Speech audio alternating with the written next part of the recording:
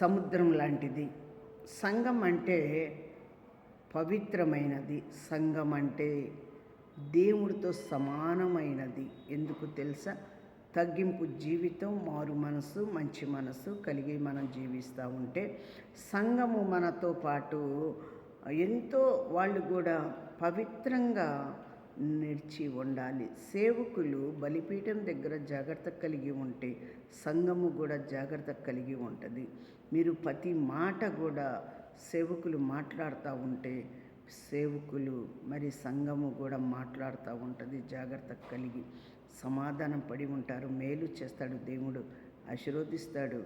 మరి మనం జాగ్రత్తగా ఉండగలుగుతున్నామా? మనం మాట్లాడగలుగుతున్నామా?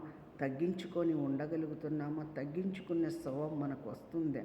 మరి ఏమన్నా వస్తుందేమో మనం సరి చేసుకోవాలి. జాగ్రత్త కలిగి ఉండాలి. ధనము ఆశపడ్డవాడు సేవకుడు కాదు. ధనానికి ఆశపడ్డవాడు సేవకుడు కాదు.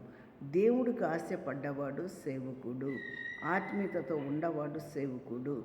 అందరికీ కలిసి ప్రేమ పంచినవాడు సేవకుడు. అందరితో కలిసి ఉండవాడు సేవకుడు. అందుకే తగ్గించుకొని మారు మనసు పొంది మంచి మనసు పొంది కలిసి ఉండాలని ప్రార్థిస్తున్నాము. హల్లెలూయా, ఆమేన్.